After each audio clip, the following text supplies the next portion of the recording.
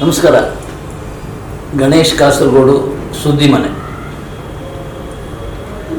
ಇವತ್ತು ನಾನು ಬ್ಯಾಂಕಿಗೆ ಬಂದಿದ್ದೀನಿ. ಸಾಲಕ್ಕಾಗಿ ಅಂತ ತಿಳ್ಕೊಬೇಡಿ. ಬ್ಯಾಂಕ್ ಅಂತ ಹೇಳಿದಾಗ ತಕ್ಷಣ ನೆನಪಾಗೋದು ಜನಾರ್ದನ್. ನಮ್ಮನ್ನೆಲ್ಲ ನಗಿಸಿದಂಥ, ನಮ್ಮನ್ನೆಲ್ಲ ಖುಷಿಪಡಿಸಿದಂಥ, ನಮ್ಮ ಮನಸ್ಸಿಗೆ ಕಚಗುಳಿಟ್ಟಂತಹ ಒಬ್ಬ ಅದ್ಭುತವಾದ ನಟ. ಅವರು ಹೇಗಿದ್ದಾರೆ, ಎಲ್ಲಿದ್ದಾರೆ, ಏನು ಮಾಡ್ತಾಯಿದ್ದಾರೆ? ಕಳೆದ 4 ವರ್ಷದಿಂದ ನಾವು ಯಾರೂ ಗಮನಿಸಿಲ್ಲ ಅವರನ್ನು. ಸಿನಿಮಾದಲ್ಲಿಲ್ಲ, ಈ ಕಡೆ ಕಿರುತೆರೆ ಮೇಲೆ ಇಲ್ಲ, ನಾಟಕದಲ್ಲಿ ಇಲ್ಲ, ವೃತ್ತಿರಂಗಭೂಮಿಯಲ್ಲಿಲ್ಲ. ಎಲ್ಲಿ ಹೋಗಿದ್ದಾರೆ, ಏನು ಮಾಡ್ತಾಯಿದ್ದಾರೆ? ಹುಡ್ಕೊಂಡು ಬಂದ್ವಿ. ಬೆಂಗಳೂರಿನ ಒಂದು ಕಾರ್ನರ್ ಸುಲ್ತಾನ್ ಪಾಳ್ಯದಲ್ಲಿ ಒಂದು ಮನೆ ಮಾಡಿಕೊಂಡು ಅಲ್ಲಿ ಸುಖವಾಗಿದ್ದಾರೆ ಅಂತ ನಾನು ಹೇಳಲಾರೆ. ಅದೇನೇ ಹೇಳಬೇಕು ಅಂತ ಹೇಳಿದರೆ ಬ್ಯಾಂಕ್ ಜನಾರ್ದನ್ ಅವರೇ ಹೇಳ್ತಾರೆ. ಸರ್ ನಮಸ್ತೆ. ಸರ್ ನಮಸ್ಕಾರ. 1982 ದೋಸೆಯನ್ನು ಊರಿಗೆ ಉಪಕಾರಿ ಸಿನಿಮಾದ ಮೂಲಕ ನಿಮ್ಮ ಎಂಟ್ರಿ ಆಯಿತು. ಅದರ ಮೊದಲು ಏನು ಮಾಡ್ತಾಯಿದ್ರಿ ಸರ್? ಅದರ ಮೊದಲು ನಾನು ನಾಟಕ ಕಂಪ್ನಿಯಲ್ಲಿದ್ದೆ. 1971ರಲ್ಲಿ ನಾನು ನಾಟಕ ಕಂಪ್ನಿಯಲ್ಲಿದ್ದೆ. ಅಂದರೆ ಈಗ ನಾಟಕ ಕಂಪ್ನಿ ಅಂದರೆ ಬ್ಯಾಂಕಲ್ಲಿದ್ದೆ. ಅವಾಗ ಬ್ಯಾಂಕಿಗೆ ರಜೆ ಹಾಕೋದು, ವೃತ್ತಿರಂಗ ಹೋಗಿ 4 ದಿವಸ 5 ದಿವಸ ಹಿಂಗೆ ಹೋಗ್ಬಿಡೋದು, ಹೀಗೆ ಮಾಡ್ತಾಯಿದ್ದೆ. 9 ವರ್ಷ ನಾನು ಹೀಗೆ ನಾಟಕ ಕಂಪ್ನಿ ವೃತ್ತಿರಂಗ ಭೂಮಿಯಲ್ಲಿ ಮಾಡ್ಕೊಂಬಂದೆ. ಲಾಸ್ಟ್ 9ನೇ ವರ್ಷದಲ್ಲಿ ನಂದೊಂದು ಶಿಕಾರಿಪುರದಲ್ಲಿ ನಾಟಕ ನಡೀತಾ ಇತ್ತು. ನಂದು ಗೌಡ್ರ ಗದ್ದಲ ನಾಟಕ ನಂದು ಫೇಮಸ್. ಅದು ಪಾತ್ರ ಮಾಡ್ತಾಯಿದ್ದೆ. ಮಾರನೇ ದಿವಸ ದಿನೇಂದ್ರ ಗೋಪಾಲ್ ಅವ್ರ ನಾಟಕ. ಅವರು ನಾಟಕ ಬಂದಿದ್ದರು.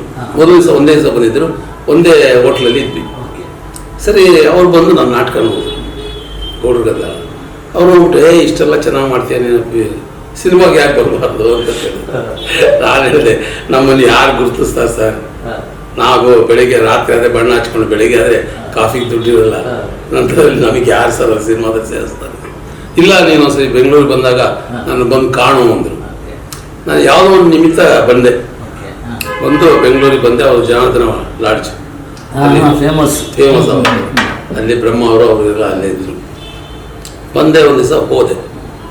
ಬೆಳಿಗ್ಗೆ 6-7 ಗಂಟೆ ಬಂದೆ. ಇದ್ದರು. ನಾನು ಬಂದೆ, ನಮಸ್ಕಾರ ಮಾಡಿದೆ. ಬಾರಾಯ ಅಂದರು. ಸರಿ, ನೀವು ಹೇಳಿದ್ರೆಲ್ಲ ಬಂದಿದ್ದೀನಿ. ಸರಿ, ಒಂದು ಕೆಲಸ ಮಾಡೋ, ಸ್ನಾನ ಗಿನೆಲ್ಲ ಮಾಡ್ಕೊ, ಶೂಟಿಂಗ್ ಇದೆ, ಹೋಗೋಣ ಅಂತೇಳಿ. ಸರಿ, ಎಲ್ಲ ಮುಗಿಸ್ಕೊಂಡು ಆವಾಗ ಸಾಹಸ ಸಿನಿಮಾ ನಡೀತಾ ಇತ್ತು. ದಿನಗವರು ಜೋಸೆಮನವರು ಸಾಹಸ ಅನ್ನೋದು ಅಜಂತಾ ಕಂಬೈನ್ಸ್. ಸರಿ, ಸೀದಾ ಸ್ಟುಡಿಯೋಗೆ ಹೋದ್ವಿ, ಕಂಠೀರವ ಸ್ಟುಡಿಯೋಗೆ. ಅಲ್ಲಿಗೆ ಸರಿ, ಅಲ್ಲಿ ಹೋಗಿ ಅವ್ರು ಶೂಟಿಂಗ್ ಎಲ್ಲ ಹೋದ್ರು. ನಾನು ಸುಮ್ಮನೆ ಕೂತಿದ್ದೆ. ಸರಿ, ಅವರು ಶೂಟಿಂಗ್ ಮುಗಿಸ್ಕೊಂಡು ಬಂದಮೇಲೆ ಕುಣಿಗಲ್ ನಾಗಭೂಷಣರಿಗೆ ಪರಿಚಯ ಮಾಡಿಸಿದ್ರು. ಸಾಹಿತ್ಯ ಅವರೇ ಬರೀತಾ ಇದ್ರು. ಸರಿ, ಕುಣಿಗಲ್ ನಾಗಭೂಷಣರಿಂದ ಜೋಸೆಮನಿಗೆ ಪರಿಚಯ ಆಯಿತು. ಜೋಸೆಮನಿ ಪರಿಚಯ ಆನಂದ ಇವರು ನಮ್ಮ ಅಜಂತಾ ಕಂಬೈನ್ಸ್ ರಾಧಾ ಕೃಷ್ಣರಾಜ್ ಅವರಿಗೆ ಪರಿಚಯ ಆಯಿತು. ಸರಿ, ಹೀಗೆ ಪರಿಚಯ ಅವರೇ ಚೆನ್ನಾಗಿ ಮಾಡ್ತಾನೆ, ಹೀಗೆ ಜೋಸೆಮನಿ ಹೇಳಿದರು. ಜೋಸೆಮನಿ ಭಾಳ ಹತ್ರ ಅಲ್ವ ದಿನೇಂದ್ರ ಗೋಪಾಲ್. ಅವಾಗ ಹೀಗೆ ಪಾತ್ರ ಚೆನ್ನಾಗಿ ಮಾಡ್ತಾರೆ ಅಂತ ಹೇಳಿದರು. ಸರಿ, ಹಾಗಾದರೆ ಯಾವಾಗ ಊರಿಗೆ ಉಪಕಾರಿ ನಡೀತಾ ಇತ್ತು, ಶೂಟಿಂಗ್ ನಡೀತಾ ಇಲ್ಲ, ಡಿಸ್ಕಷನ್ ನಡೀತಾ ಇತ್ತು, ಸ್ಕ್ರಿಪ್ಟ್ ಇಲ್ಲ ಹಂತದಲ್ಲಿತ್ತು.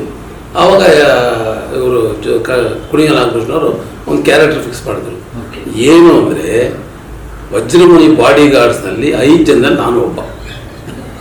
ಎಂತೆಲ್ಲ ಮಾಡ್ಕೊಂಡು ಬಂದಿರಿ ಸರ್? 5 ಜನದಲ್ಲಿ ನಾನು ಒಬ್ಬ ಊರಿಗೆ ಉಪಕಾರಿ ಚಿತ್ರದಲ್ಲಿ. ಆಮೇಲೆ ಅದರಲ್ಲಿ ಫಸ್ಟು ವಿಷ್ಣುವರ್ಧನ್ ಕಾಂಬಿನೇಷನ್. ಅವಾಗಲೂ ವಿಷ್ಣುವರ್ಧನ್ ಭಾಳ ಫೇಮಸ್ ಆಗಿದ್ರು. ನಾವಿನ್ನೂ ಹೊಸಬ್ರಲ್ವಾ, ನಮಗೆ ಕ್ಯಾಮ್ರಾ ಏನು ಅಂತ ಗೊತ್ತಿರಲಿಲ್ಲ. ಸಿನಿಮಾ ಕ್ಯಾಮ್ರಾ ನಂತ ನಾಟಕದಲ್ಲಿ ಅಲ್ವಾ, ಕೈಕಾಲ ಆಡಿಸೋದು ಭಾಳ ಜಾಸ್ತಿ ಅಲ್ವಾ. ಸರಿ, ಫಸ್ಟು ಒಂದು ಸೀನು ವಿಷ್ಣುವರ್ಧನ್ ಜೊತೆ ಜೋಸೆಮನ್ ಕರೆದ್ರು. ನೋಡಪ್ಪ, ಫಸ್ಟ್ ಸೀನು ಜೋಸೆಮನ್ ದೇವರು ವಿಷ್ಣುವರ್ಧನ್ ಜೊತೆ ಸರಿಯಾಗಿ ಮಾಡಬೇಕು, ಒಂದೇ ಟೇಕಿಗೆ ಓಕೆ ಮಾಡಬೇಕು, ಮಾಡಲಿಲ್ವಾ ನೀನು ಪಾಡಿ ನೀನು ಊರಿಗೆ ಹೋಗ್ಬಿಡೋದು.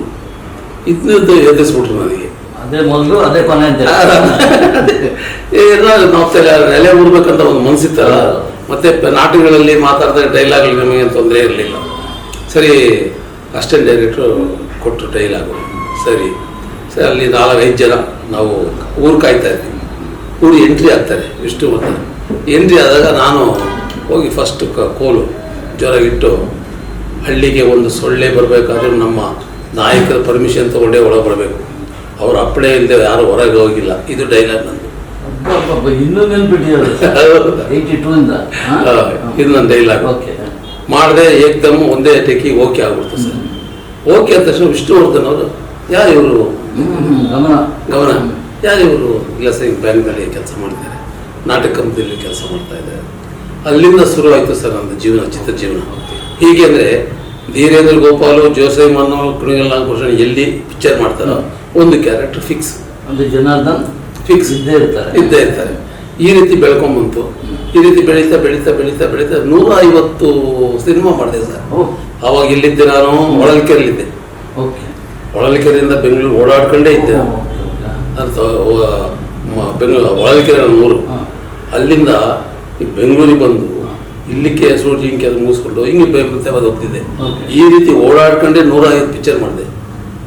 ಅಂದರೆ 1 ಸೀನು, 2 ಸೀನು, 3 ಸೀನು, 150 ಅವ್ರು ಭಾಳ ಬ್ಯುಸಿ. ಯಾಕಂದ್ರೆ ಧೀರೇಂದ್ರ ಗೋಪಾಲ್ ಬ್ಯುಸಿ ಇದ್ರಲ್ಲ, ಅವ್ರು ಇರೋ ಪಿಕ್ಚರ್ನೆಲ್ಲ ನಾನಿದ್ದೆ.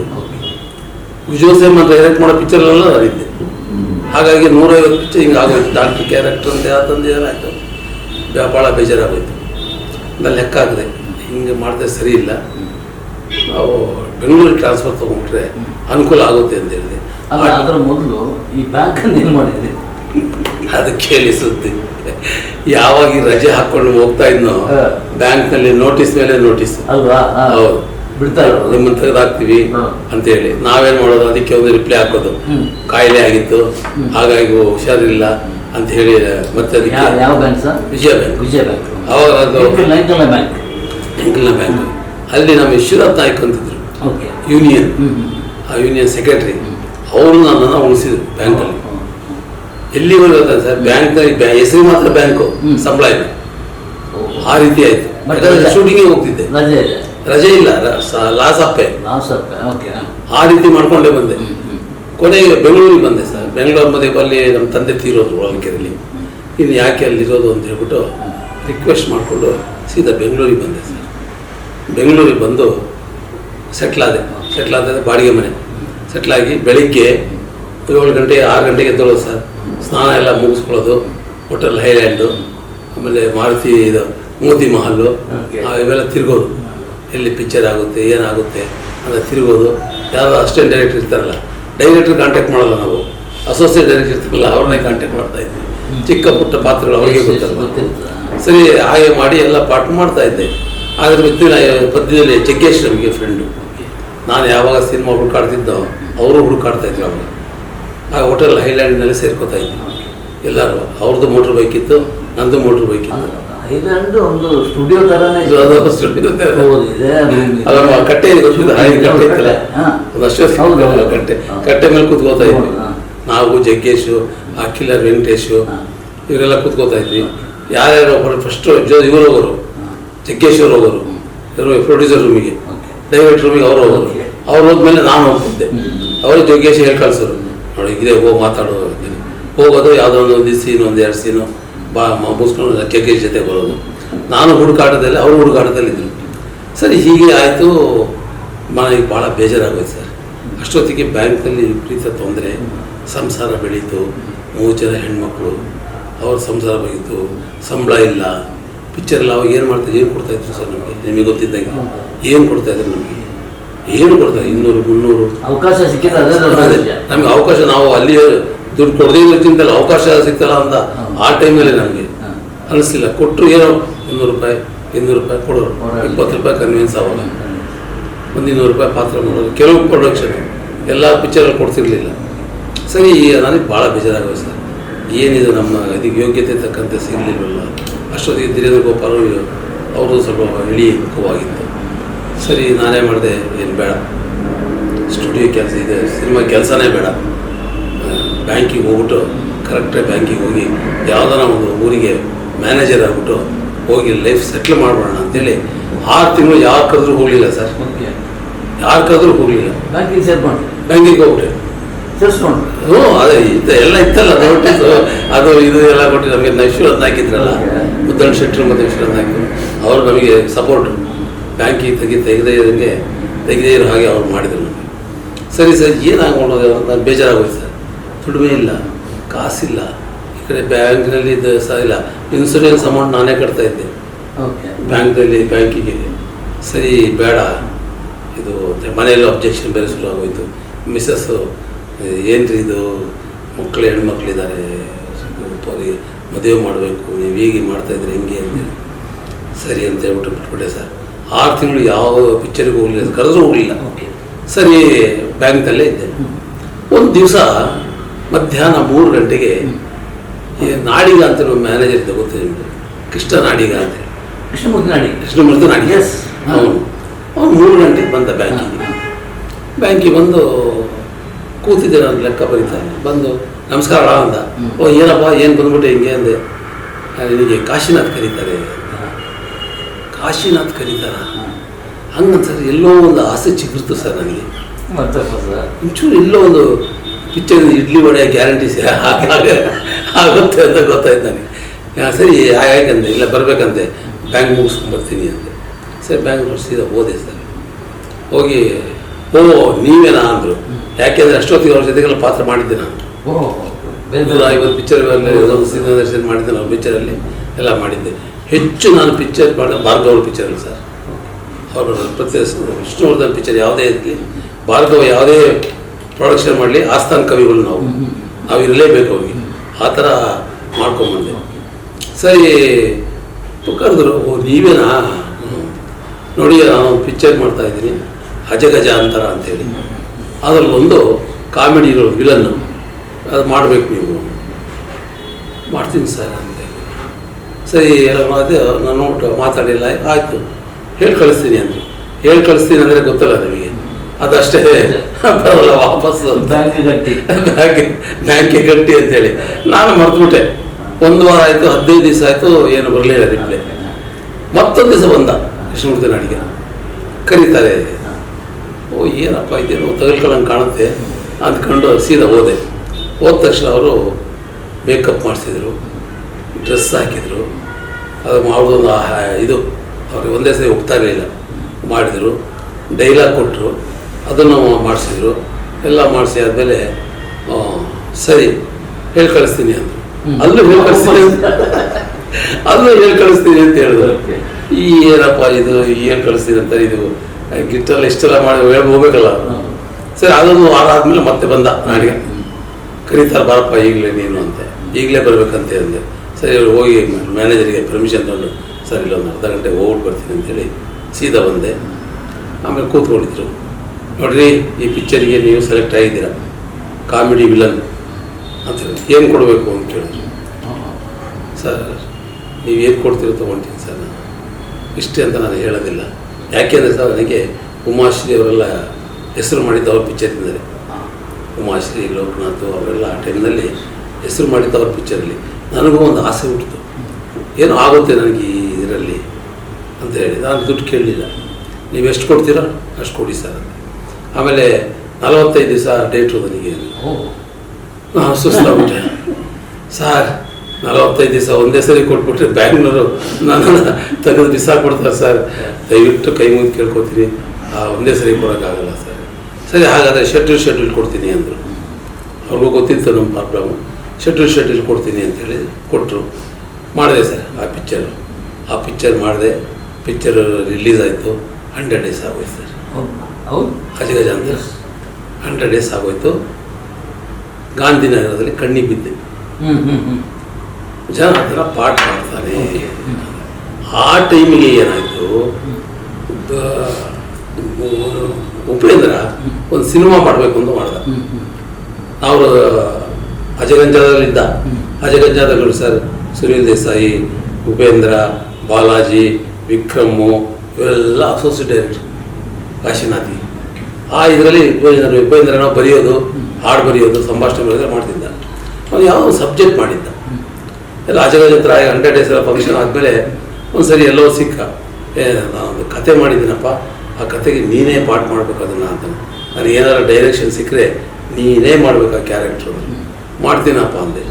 ಆವಾಗ ಸೂರಪ್ಪ ಬಾಬು ರಾಮಸ್ವಾಮಿ ಸೇರಿಕೊಂಡು ತರಲೆ ನನ್ನ ಮಗ ಅಂತ ಒಂದು ಪಿಕ್ಚರು. First direction Upendra. ಆ ಆ ಪಿಕ್ಚರಲ್ಲಿ ನಾನು ಪಾತ್ರ ಮಾಡಿದೆ. ತಲೆ ಆತ ಜಗ್ಗೇಶನ ಫಾದರ್ ಆಗಿ. ಅದೇ ಪಿಕ್ಚರಲ್ಲಿ ಜಗ್ಗೇಶ್ ಹೀರೋ. ಅದೇ ಫಸ್ಟ್ ಟೈಮ್ ಹೀರೋ ಆಗಿದ್ದು ಜಗ್ಗೇಶ್. ತಲೆ ನನ್ನ ಮಗ. ಅದರಲ್ಲಿ ನಾನು ಮಗ ಅಪ್ಪ. ಆ ಪಿಕ್ಚರ್ 100 ಡೇಸ್ ಆಗೋಯ್ತು ಸರ್. ಮೊದಲನೇ ಪಿಕ್ಚರ್ ಉಪೇಂದ್ರಿಂದ 100 ಡೇಸ್ ಆಗೋಯ್ತು. ಆಗ ಜಗ್ಗೇಶ್ ನನ್ನ ಕಾಂಬಿನೇಷನ್ ಸ್ಟಾರ್ಟ್ ಆಯ್ತು ಸರ್. 4 ವರ್ಷ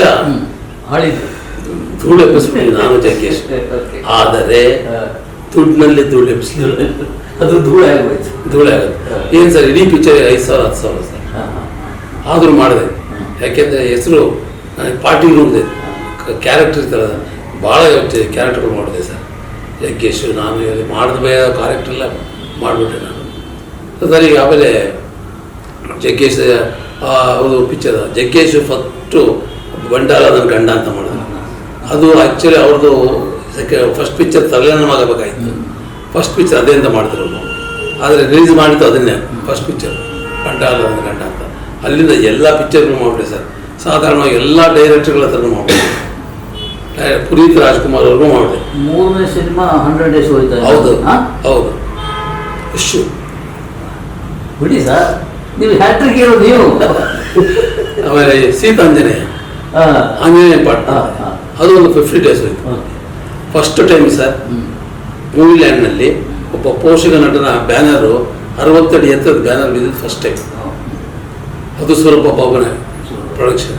ಅವ್ರು ಯಾವುದೇ ಪ್ರೊಡಕ್ಷನ್ ಮಾಡೋದು ನಮಗೆ ಕಟ್ಟಿಟ್ಟ ಬುದ್ಧಿ. ಹೀಗೆ ಮಾಡ್ಕೊಂಡು ಬಂದೆ ಸರ್. ಅಲ್ಲಿ 1,000 ಫಿಲ್ಮ್ ಆಯ್ತು ಸರ್. 1,000 ಸರ್. ಕನ್ನಡ ಇಂಡಸ್ಟ್ರಿಯಲ್ಲಿ 1,000 ಸಿನಿಮಾದಲ್ಲಿ ಮಾಡಿದ್ರೆ ನೀವು ಎಲ್ಲ ಸೇರಿ ಸರ್. ಚಿಕ್ಕ ಪಾತ್ರಗಳೆಲ್ಲ ಸೇರಿ ಆಕ್ಟ್ ಮಾಡಿದ ಸಿನಿಮಾ. ಹೌದು. ಪಟ್ಟಿ ಮಾಡಿದ್ದೀರಾ? ಪಟ್ಟಿ ಮಾಡಿದೆ. ಅದ್ರಾಗೆ ಒಂದು 100 ಪಿಕ್ಚರ್ ರಿಲೀಸ್ ಆಗಿಲ್ಲ. ರಿಲೀಸ್ ಆಗಿದ್ದೆಲ್ಲ ಮಾಡಿದ್ದೀವಿ. ನಾನು ಮಾಡಿದ್ದೀನಿ. ಅಷ್ಟೇ. ರಿಲೀಸ್ ಆಗೋದು ಬೇಡ, ನಮಗೆ ಸಂಬಂಧ ಇಲ್ಲ. ಅಷ್ಟು 1,000 ಫಿಲಮ್ ಮಾಡಿದ್ದೀನಿ ಸರ್. ಆ ಮಾಡಿದ್ದು ನಾನು 21 ಲಾಸ್ಟ್ ಸರ್. 22ರಿಂದ ನನಗೆ ಕ್ಯಾರೆಕ್ಟರ್ ಸಸ್ಯ ಇದು ಕಾಯಿಲೆ ಶುರುವಾಯಿತು.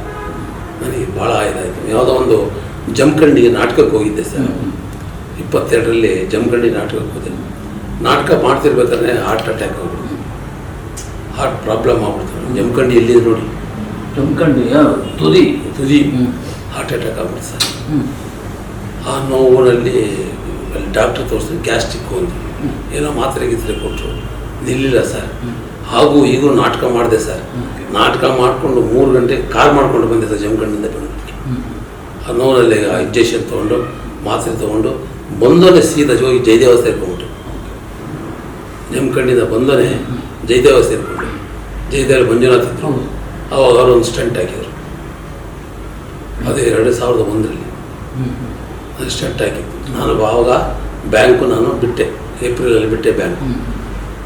ಈ ಗಲಾಟೆ ಜಾತಿ ಯಾವಾಗ ನನಗೆ ಸಕ್ಸಸ್ ಆಯಿತು ಜಗ್ಗೇಶನೊಂದು ಇನ್ನು ಇದರಲ್ಲಿ ನಾನು ಇರಬಲ್ಲೆ ಅನ್ನೋದು ಅಂತಾಯಿತು. ಹಾಂ, ಆ ಇದರಲ್ಲಿ ಮನೆ ಕಟ್ಟಿದೆ. ಈ ಇದರಲ್ಲೇ ಸಿನಿಮಾ ದುಡ್ಡಲ್ಲೇ ಮನೆ ಕಟ್ಟಿದೆ ಸರ್. ಸತ್ಯ ಹೇಳ್ತೀನಿ, ಬೇರೆ ಯಾರು ಸುಳ್ಳು ಹೇಳೋದು ನಾನು. ಅದರಲ್ಲೇ ಹೆಣ್ಮಕ್ಳು ಮದುವೆ ಮಾಡಿದೆ ಸರ್. 3 ಜನ ಹೆಣ್ಮಕ್ಳು ಮದುವೆ ಮಾಡಿದೆ. ಮನೆ ಕಟ್ಟಿದೆ. ಮನೆ ಕಟ್ಟಿ ಎಲ್ಲ ಆಗಿ ಎಲ್ಲ ಚೆನ್ನಾಗಿತ್ತು ಸರ್. ನಮ್ಮ ಮಿಸಸ್ ತೀರ್ಕೊಂಡ್ಬಿಟ್ಟು. ನಮ್ಮ ಪೋಷಕ ಕಲಾವಿದರಲ್ಲಿ ಫಸ್ಟ್ ಕಾರ್ ಮಡಗೋದು ನಾನು. ಮಾರುತಿ ವ್ಯಾನ್. ಏನೇನು ದಾಖಲಿದೆ sir. 1000 cinema, hat trick hero, car ಇಟ್ಟು ಫಸ್ಟ್ ಪೋಷಕ ಕಲಾವಿದರಲ್ಲಿ ಫಸ್ಟ್ ಕಾರ್ ಇಟ್ಟಿದ್ದು ನಾನೇ.